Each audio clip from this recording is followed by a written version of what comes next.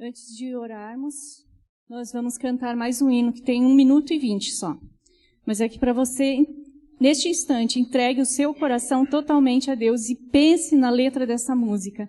E ao se declarar a Deus, sinta a presença de Deus, sinta Deus te abraçando.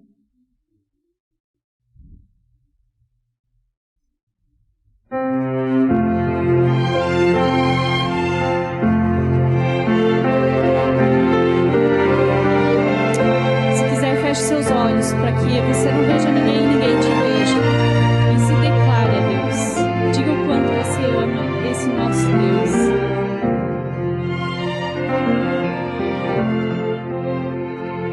Eu te amo, ó Deus, pelo meu louvor, minha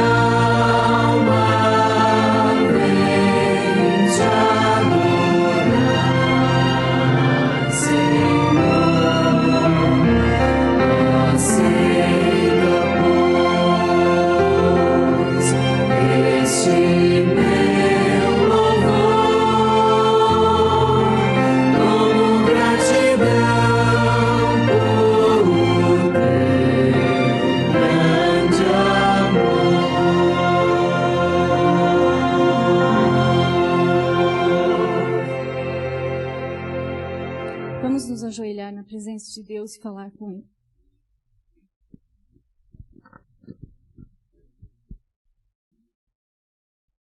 Santo e poderoso Deus, que habita nos mais altos céus, mas que através da Tua onipresença, Senhor, está presente neste santo e bom lugar.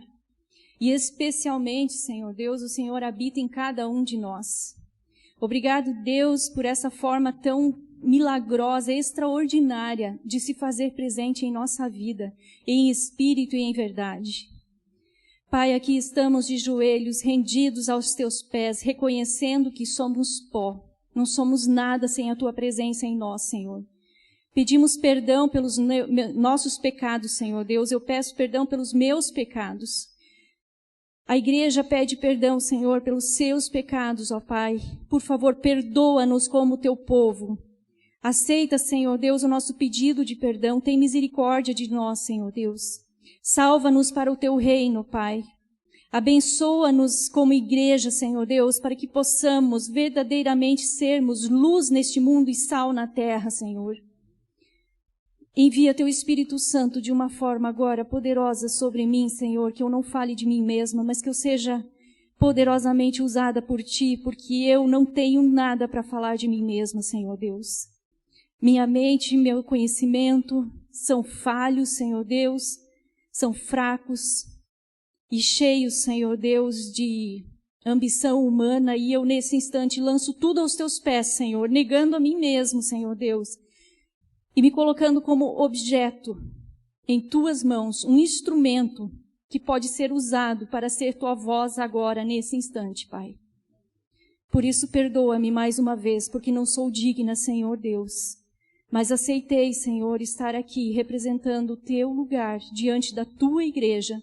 Os Teus filhinhos estão aqui ansiosos para ouvir a Tua palavra, Senhor. Então, concede a cada um deles aquilo que eles necessitam nesta manhã. Abençoa-nos, Senhor Deus, neste santo e belo dia de sábado. Em nome de Jesus Cristo nós oramos. Amém.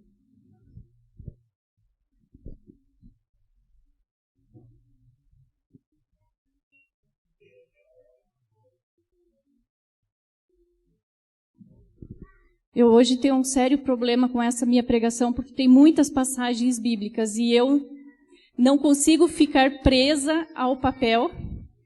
Então talvez as coisas não saiam como eu espero, mas o Espírito Santo vai me usar e vai me ajudar na organização desses textos bíblicos.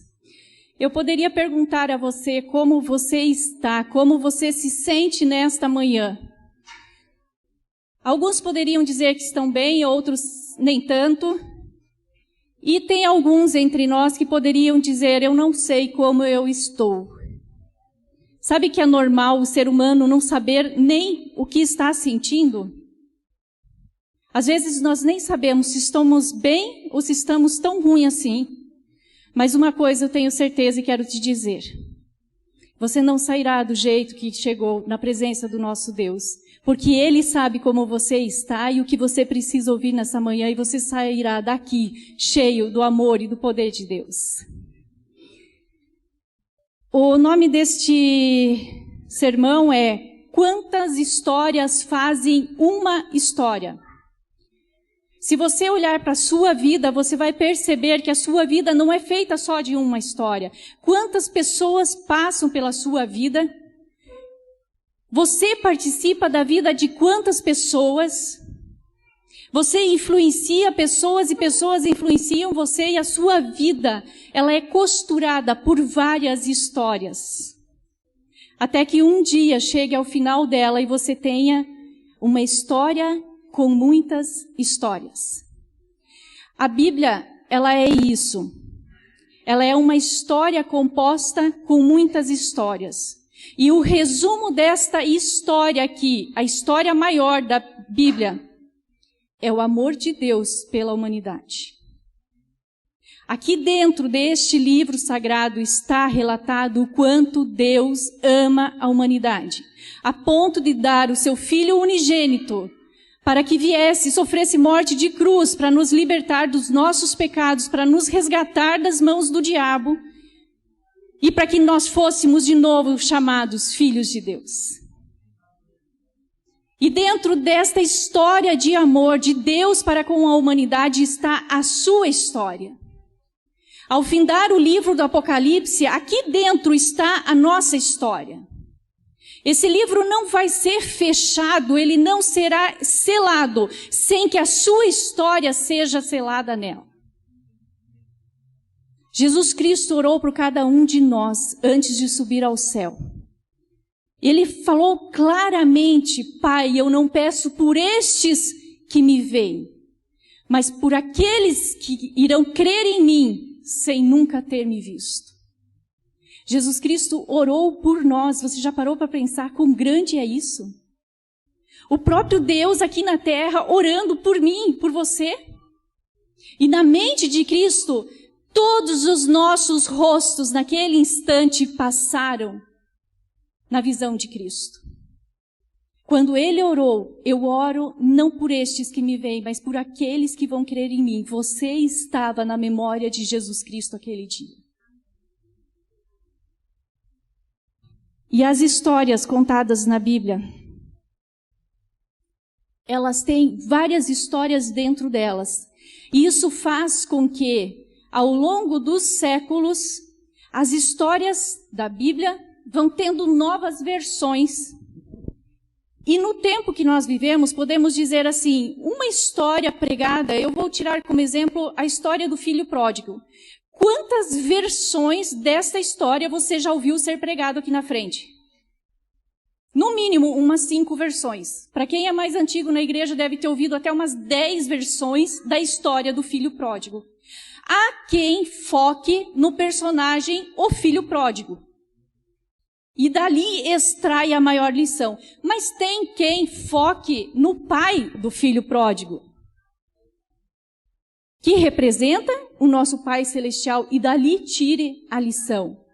Ainda existe aquele que vai focar no irmão mais velho que ficou na casa e indignado pelo pai de receber de volta o filho pródigo e a ele fazer uma festa, por ter saído e gastado toda a herança dele já antecipada, e volta e é bem aceito. Ou seja, a minha história é vista por cada um de vocês de uma forma diferente, com uma versão diferente. A nossa história, quando olho para vocês, eu tenho uma versão da história de vocês. O único que conhece a verdadeira versão da história de cada um de vocês é Deus.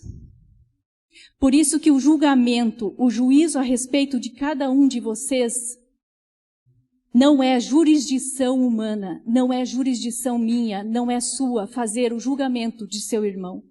Porque só quem conhece a história por completo da sua vida é o próprio Deus. E Ele será o seu juiz e o seu advogado. Hoje, seu advogado. Um dia ele será seu juiz. Eu quero fazer uma pergunta para vocês. Qual é a frase mais importante da vida de todo ser humano quando se relaciona com outra pessoa? O que toda pessoa precisa ouvir? Mãe precisa ouvir do filho, as esposas querem ouvir dos maridos, os maridos querem ouvir das esposas, os pais querem ouvir de seus filhos, os filhos querem ouvir de seus pais. Alguém se arrisca a dizer qual é essa frase? Eu te amo. O ser humano não vive na presença de uma pessoa que não a ame. É a frase mais importante de todo ser humano, a ser dita e a ser ouvida. Você diz eu te amo e você quer ouvir eu te amo. Senão não tem importância a existência daquela pessoa na tua vida. Por isso que esta é a história do amor de Deus pela humanidade. Abram as suas Bíblias em 1 João, lá no finalzinho, capítulo 3, verso 4.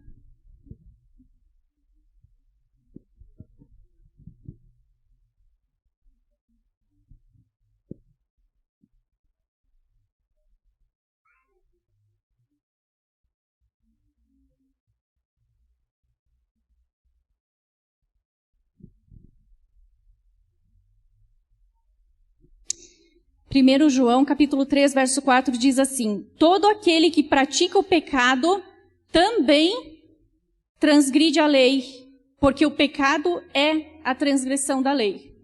Eu vou dar uma nova versão dessa frase para vocês, porque eu tenho certeza que vocês, assim como eu, pensam que se eu guardo a lei, então eu amo a Deus. Lembram daquele famoso verso de Jesus Cristo que ele disse: se me amardes, guardareis os meus mandamentos. Então, nós, como povo, guardador dos mandamentos e da lei de Deus, nós ficamos tranquilos. Então eu amo a Deus. Eu guardo os mandamentos de Deus. Mas eu quero que vocês percebam que aqui este verso, ele diz que todo aquele que pratica o pecado também transgride a lei. Espera aí. O que a Bíblia diz que é o pecado? Pecado é a transgressão da lei. Mas aqui está dizendo que todo aquele que pratica o pecado também transgride a lei. O que está acontecendo aqui? Eu preciso ir perguntar para Jesus Cristo, então, o que é a lei? Eu quero convidar vocês a abrir o livro de Mateus, no capítulo 22.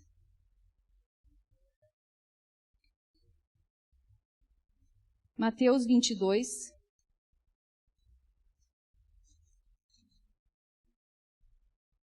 Verso 36 ao 39. Jesus,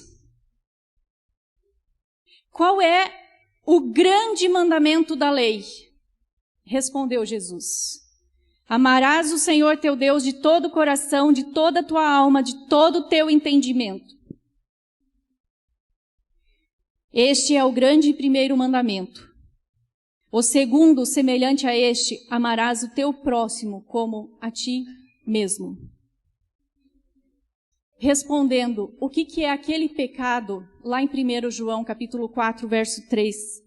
O contrário. Capítulo 3, verso 4. Aquele que pratica o pecado também transgride a lei. O pecado é não amar a Deus. E porque você não ama a Deus, você também transgride a lei. Você consegue perceber que, olhando com essa perspectiva, você pode estar guardando a lei de Deus e não amando a Deus? É sobre isso que eu quero falar essa manhã. Nós podemos estar cometendo o pecado de não amar a Deus E isso me levará cedo ou tarde a também transgredir a lei de Deus. Se eu não amar a Deus sobre todas as coisas, se eu não amar a Jesus Cristo, eu não vou suportar guardar a lei até o final. Jesus diz assim: quando você me amar, você conseguirá guardar os meus mandamentos, porque você simplesmente me ama. Agora, se você não me amar de verdade, com o teu entendimento, com tudo que você é, você não se importa se vez ou outra você me magoa. Porque quando você ama alguém de verdade, você não machuca. Você procura evitar ferir a pessoa. Percebe por que ainda nós machucamos Jesus? Percebe por que ainda existem coisas na nossa vida que nós não conseguimos fazer por completo? Talvez ainda não é todo o nosso coração de Jesus. No tempo que nós moramos em Joinville, nós conhecemos Orlando Macrini. Os de mais idade, mais experientes, devem lembrar quem ele era. Assessor pessoal do Silvio Santos durante muitos anos. Eu lembro que quando eu conheci a Igreja Adventista, naquela época rodavam fitas cassetes de testemunhos dele por aí. O povo adventista tinha, hoje em dia não tem mais. E este homem, muito consagrado, quando nós conhecemos ele em 2015, tivemos oportunidade de assistir as pregações, uma semana inteira dele de oração, e a segunda vez que ele foi para lá foi só 2 dias que ele esteve na igreja, mas foi de um aprendizado tão grande na área de amar a Deus sobre todas as coisas de uma forma que eu nunca tinha visto. E aí, nós estávamos fazendo durante o dia visitas para pessoas levando ele. E uma amiga minha chegou para mim e disse assim: Nice, se você puder levar ele para visitar tal mulher, ela está numa casa de apoio para mulheres que sofrem abusos, violência em casa, e eu queria muito que ela conhecesse e ouvisse ele falando. Eu peguei o endereço dessa casa de apoio, outro dia, eu e meu filho fomos com ele, levamos ele até essa mulher. E ela havia sido queimada com óleo quente pelo marido dela, e depois ele jogou gasolina ainda e botou fogo, então ela estava assim, num estado bem grave. Mas já estava na casa de apoio, já tinha passado por hospital, ficou muito tempo internada. E a postura de Orlando Macrini ali me frustrou naquele dia. Por quê? Ele olhou para aquela mulher e ele leu uma passagem bíblica e depois ele olhou para ela e perguntou assim: você ama Jesus? E eu fiquei assim naquela hora, eu disse: nossa, mas a gente veio aqui para dizer que Jesus ama ela. Não é isso que a gente vê sempre? Jesus te ama, Jesus te ama. A gente fala para as pessoas: Jesus te ama, Jesus te ama, Jesus te ama. E a gente só prega isso: Jesus te ama. E ele fez ao contrário, ele perguntou para ela se ela amava Jesus. E eu não estava esperando por isso. E ela também não, porque ela ficou toda encabulada assim. Aí ele pegou a Bíblia dele, colocou no colo dela e ele disse: o dia que você conhecer Jesus, você vai amar Jesus de verdade. E nesse dia em diante, não vai importar nada que aconteça para você nessa vida e você vai ser feliz. Aquele dia eu entendi a importância de eu amar Jesus. Porque Jesus nos amar é fato. Ele veio, ele foi prometido que viria a esse mundo, ele nasceu aqui, ele morreu pela humanidade, isso já aconteceu. Ninguém tem dúvidas de que Jesus Cristo te ama. Agora, o que o mundo quer ouvir de nós lá fora é: você ama Jesus? Sabe por que as pessoas às vezes não seguem o que nós pregamos? Porque elas não veem em nós o nosso amor por Ele. Elas veem em nós o que? Amor ainda pelas coisas deste mundo. Atrás de desejos carnais, de prazeres passageiros. Coisas às vezes básicas, que trazem só conforto. só uma vidinha melhor, entre aspas. E a gente finge que está tudo bem, mas estamos ferindo aquele que nos ama o tempo inteiro.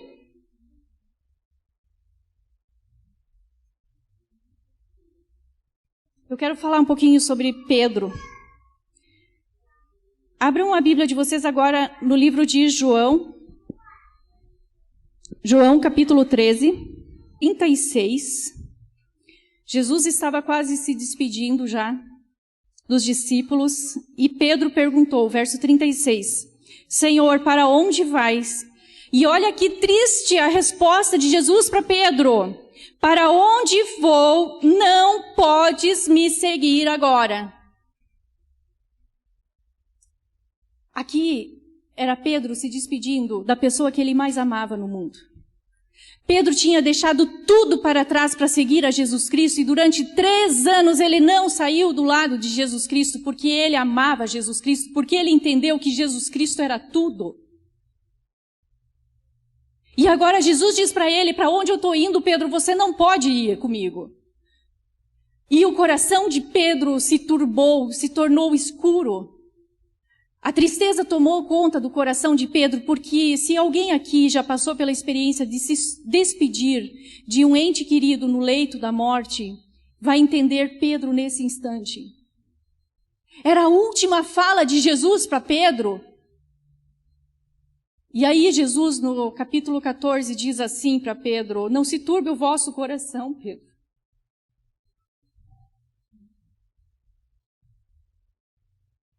Credes em Deus e crede em mim também. Porque para onde eu estou indo tem muitas moradas.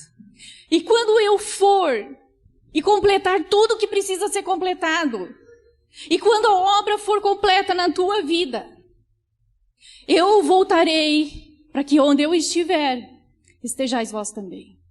A pergunta nesta manhã que Jesus faz a você e a mim, você quer estar onde Jesus está?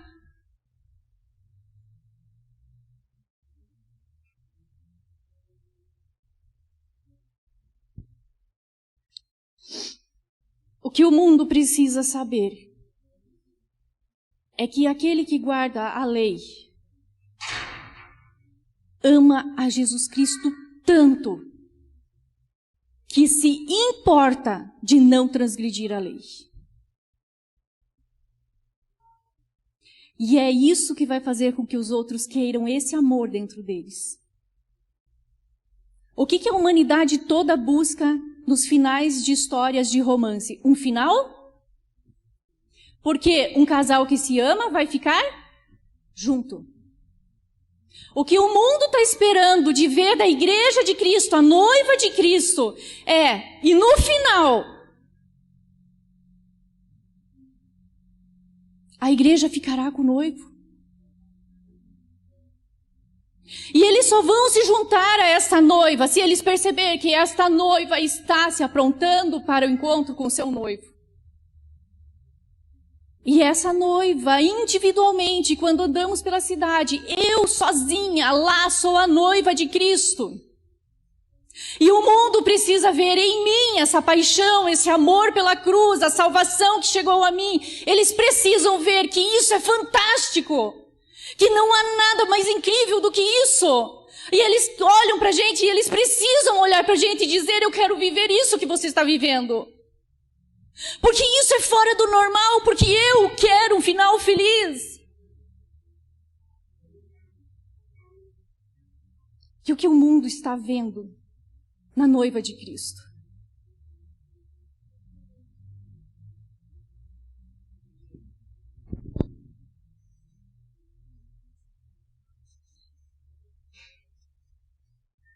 Eu quero ler com vocês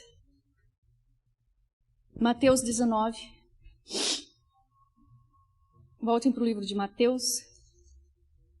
E eu vou dar uma outra versão para o jovem rico.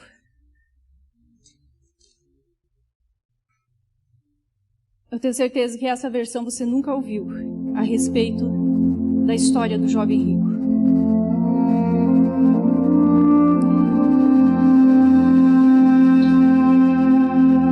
Eis que alguém se aproximou, capítulo 19, do verso 16 em diante. Perguntou: mestre, o que farei eu de bom para alcançar a vida eterna? E respondeu Jesus: por que perguntas acerca do que é bom? Bom só existe um.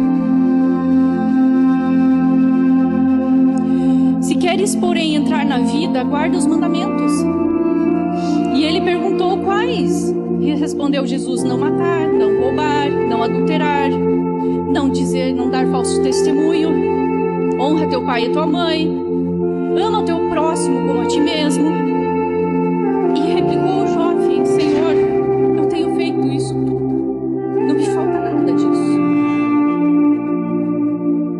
E Jesus disse: se queres ser perfeito, vai e vende os teus bens, dá aos pobres, e terás um tesouro no céu, e depois vem e segue-me.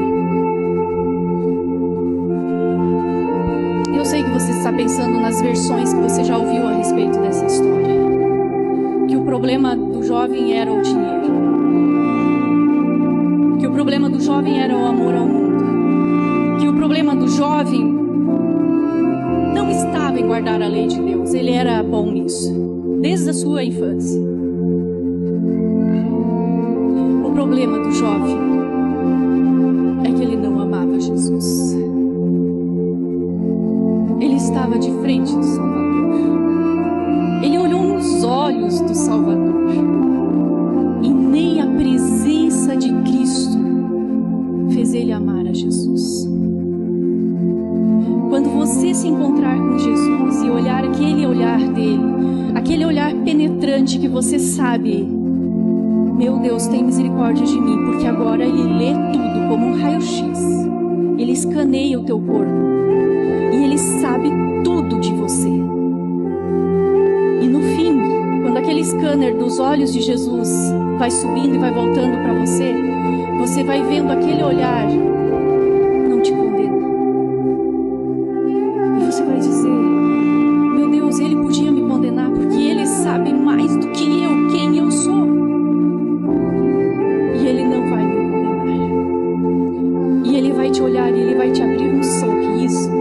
Aquele sorriso que só Jesus Cristo tem, porque o sorriso de Jesus é lindo.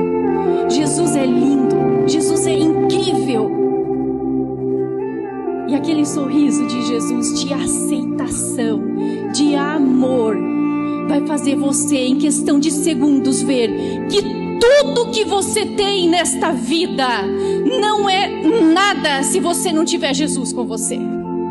E você vai dizer: Senhor Jesus, eu te amo tanto que eu vou guardar a tua lei, porque eu não quero te ofender.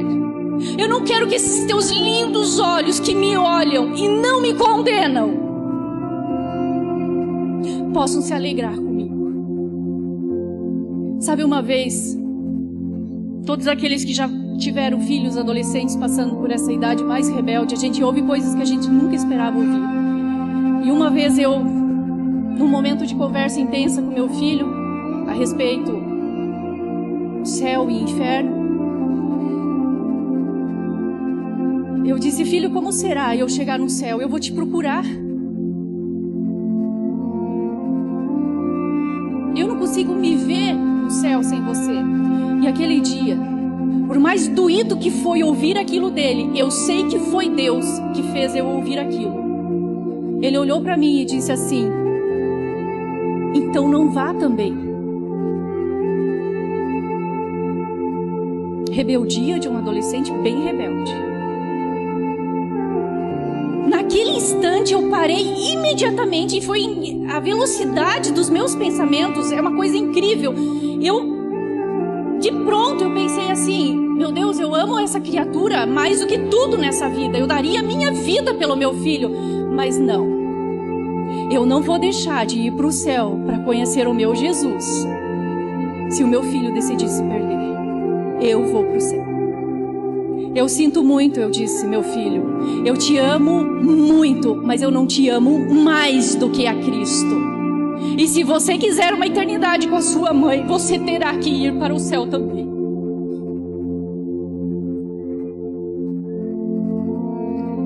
Sabe quando, daqui a pouco, eu posso dizer daqui a uns meses, não muitos anos, virá uma prova tão grande sobre nós, e a única coisa naquele instante que vai contar entre o mundo dividido, entre aqueles que serão salvos e aqueles que estarão perdidos para todo sempre, é se você ama a Jesus Cristo a ponto de renunciar à sua família, a renunciar aos seus filhos, a renunciar à sua casa, a renunciar ao seu emprego, a renunciar à tua garantia de bem-estar, a renunciar à comida que você tem garantida. Vai ser: filho, você me ama. Chegou a hora. O tribunal de Deus, ele é levantado unicamente para ver o quanto você ama a Deus, porque o quanto Ele nos ama, Ele já provou. Já foram mais de 1189 versos na Bíblia dizendo do amor de Deus para nós. Isso já foi pregado a vida toda. Durante 6.000 anos foi pregado. Está na hora da gente pregar o quanto nós amamos a Jesus. E agora, só para finalizar, lembra do jardim do Éden? No virar do dia, Deus vinha atrás do homem.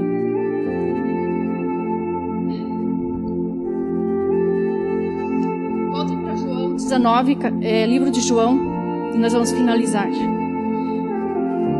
Capítulo 19, verso 41.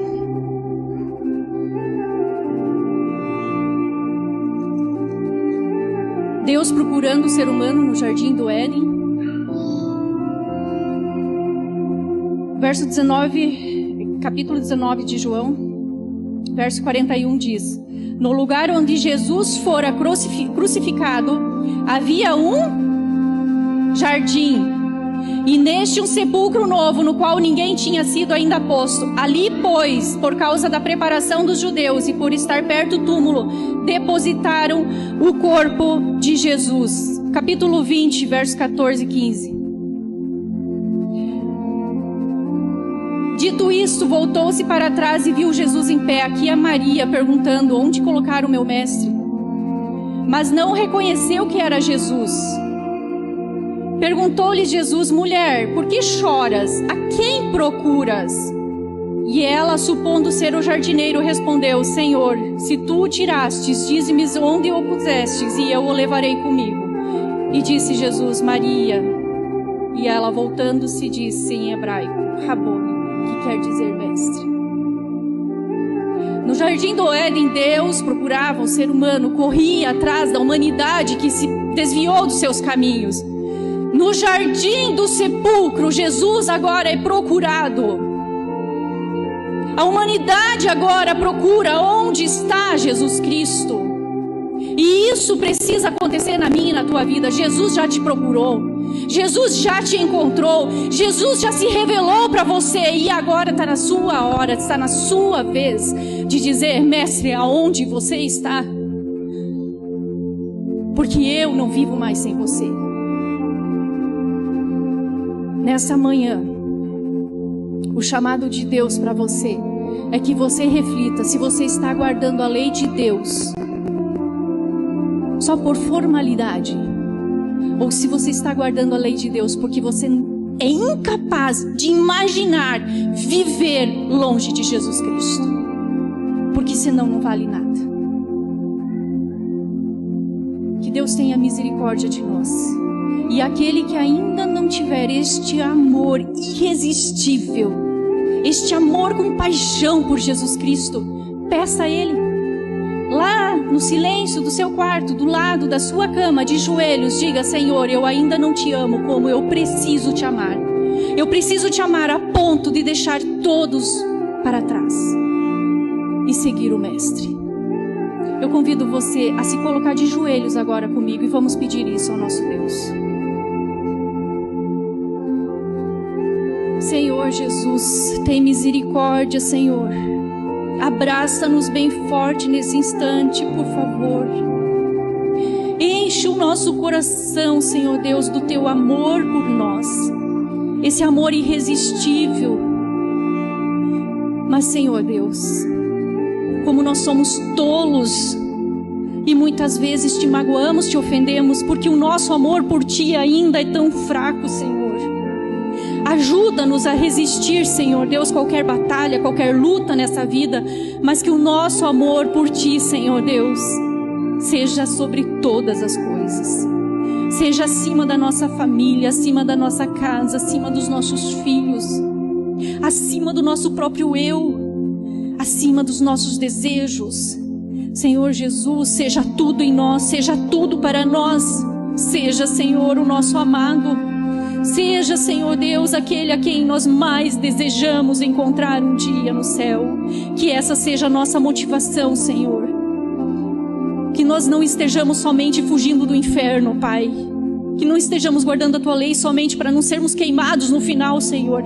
Mas nós queremos, Senhor, estar guardando a Tua lei, porque não queremos mais te ferir, Jesus. Abraça a Tua noiva, Senhor Jesus, e vem ao encontro da Tua igreja. Em nome de Jesus Cristo, incendeia nosso coração, de agora para sempre. Em nome de Jesus Cristo nós oramos. Amém. Amém, Senhor.